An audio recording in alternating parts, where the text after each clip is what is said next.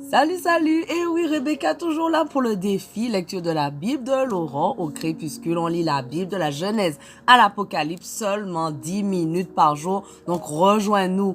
Merci Seigneur parce que tu nous bénis, tu nous fortifies à travers ta parole. Et merci parce que tu nous parles personnellement.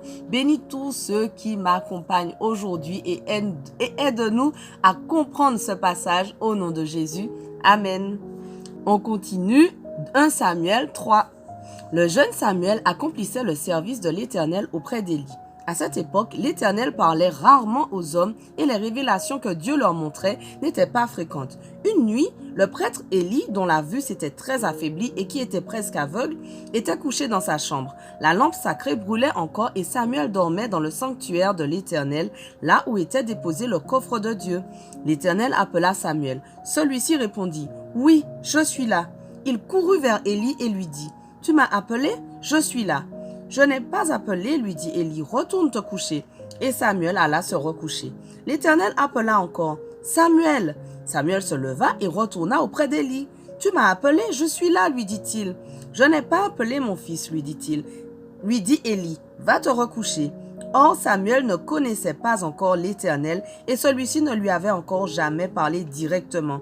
L'Éternel appela Samuel pour la 3e fois. Celui-ci se leva, se rendit auprès d'Élie et lui répéta « Me voici, car tu m'as appelé. » Alors Élie comprit que c'était l'Éternel qui appelait le jeune garçon et il dit à Samuel « Va, couche-toi et si on t'appelle, tu diras « Parle, Éternel, car ton serviteur écoute. » Samuel alla donc se coucher à sa place. L'Éternel vint se placer près de lui et il l'appela comme les autres fois. « Samuel, Samuel !» Celui-ci répondit « Parle, car ton serviteur écoute. » Alors l'Éternel dit à Samuel « Voici, je vais faire quelque chose en Israël qui abasourdira tous ceux qui l'apprendront.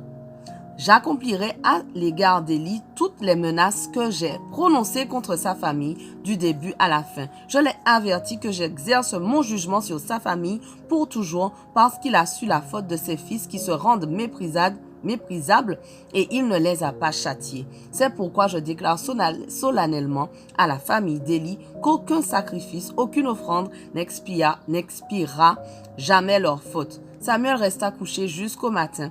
Puis il se leva pour ouvrir les portes du sanctuaire de l'Éternel. Il redoutait de devoir rapporter à Élie ce qu'il venait de lui être révélé. Mais Élie l'appela et lui dit « Samuel, mon fils !»« Oui, je suis là, répondit l'enfant. »« Qu'est-ce qu'il t'a dit ?» lui demanda Élie. « Ne me cache rien, que Dieu te punisse sévèrement si tu me caches un seul mot de tout ce qu'il t'a dit. » Alors Samuel lui rapporta toutes les paroles de l'Éternel sans rien lui cacher. Élie déclara « C'est l'Éternel, qu'il fasse ce qu'il jugera bon. » Samuel grandissait et l'Éternel était avec lui et ne laissait aucune de ses paroles rester sans effet. Si bien que tout Israël, depuis Dan jusqu'à Beersheba, reconnut que Samuel était vraiment un prophète de l'Éternel. L'Éternel continua de se manifester à Silo. Là, il se révélait à Samuel et lui communiquait sa parole. Élie devint très vieux et ses fils se conduisaient de plus en plus mal aux yeux de l'Éternel. 1 Samuel 4. Samuel transmettait à tout Israël la parole que l'Éternel lui adressait.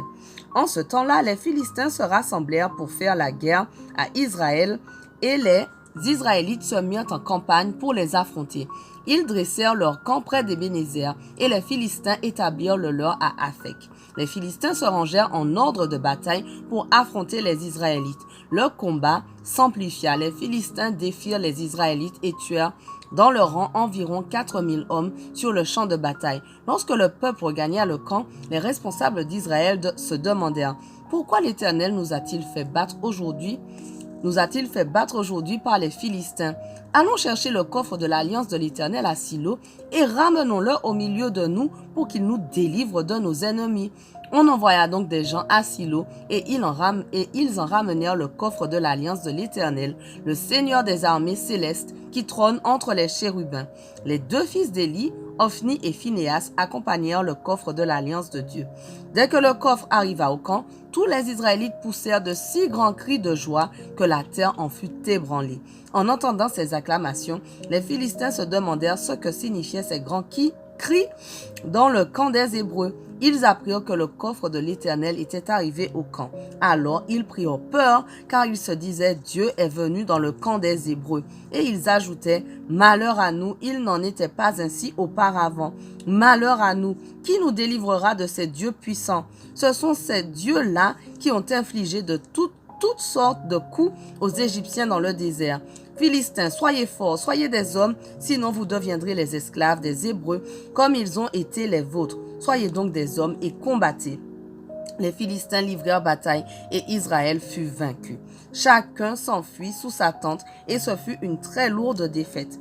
Israël perdit 30 000 hommes. Le coffre de Dieu fut pris par les Philistins et les deux fils d'Éli, Ophni et Phinéas, moururent.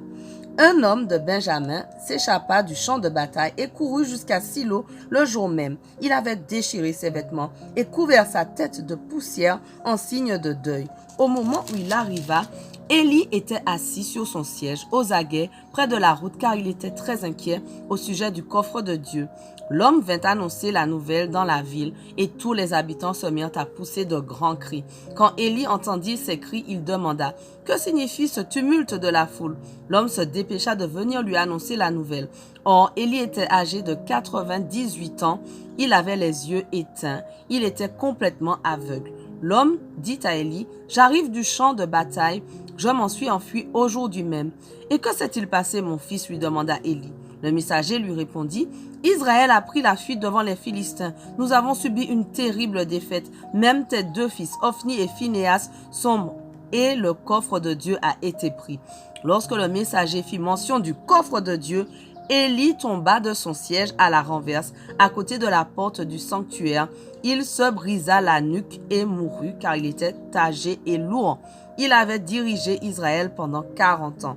Quand sa belle-fille, la femme de Phinéas, qui arrivait au terme de sa grossesse, entendit que le coffre de Dieu avait été pris et que son beau-père ainsi que son mari étaient morts, elle chancela et brusquement prise de contraction, elle accoucha.